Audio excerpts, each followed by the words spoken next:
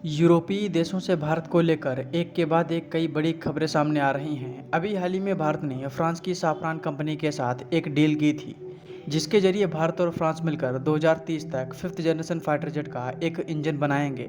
भारत अपने AMCA लड़ाकू विमानों में ये इंजन इस्तेमाल करेगा। इस पर मैंने एक वीडियो भी बनाया था। अगर आप उस वीडियो को देखना चाहते हैं तो आई बटन पर क्लिक करके देख सकते हैं। फ्रांस के बाद अब जर्मनी भी भारत की बड़ी सहायता करने जा रहा है। भारत ने जर्मनी के साथ एक बड़ी डील की है।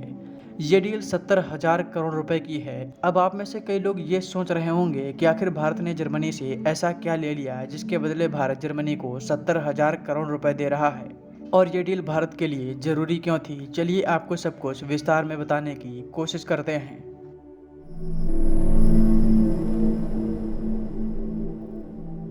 भारत ने जर्मनी के साथ एक सबमरीन डील की है। पिछले कई सालों से भारत और जर्मनी के बीच इस डील को लेकर बातचीत चल रही थी, लेकिन अब फाइनली भारत ने जर्मनी से बोल दिया है कि आप हमारे लिए 6 डीजल इलेक्ट्रिक सबमरीन बनाओ।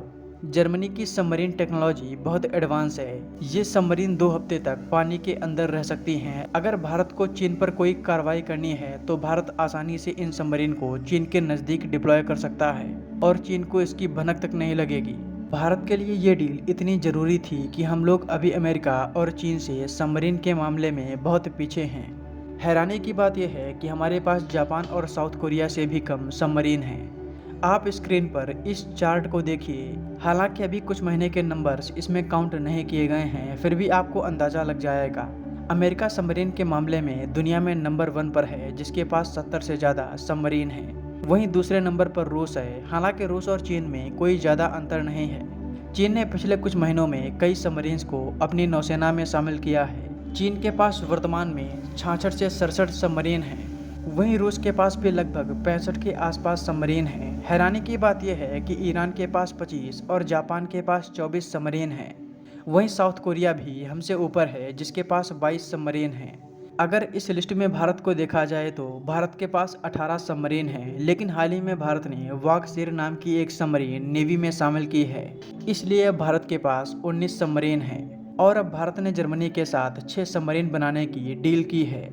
हालांकि भारत को अभी और काम करने की ज़रूरत है, क्योंकि हम चीन से बहुत ज़्यादा पीछे हैं। अगर आप इस लिस्ट को आगे देखें तो इसमें पाकिस्तान के पास 8 सबमरीन दिखाई दे रही हैं, लेकिन पाकिस्तान ने भी चीन से 8 सबमरीन खरीदी हैं, जिनमें से 3 पाकिस्तान को मिल चुकी हैं। यानी पाकिस्तान के पास वर्तमान में 11 सबमरीन हैं। इसका मतलब ये है कि पाकिस्तान हमसे ज़्यादा पीछे नहीं है। भारत को अगर हिंद महासागर में अपना दबदबा बनाए रखना है तो जल्द से जल्द भारत को भी अपनी नौसेना में 30 के करीब सबमरीन शामिल करनी होंगी।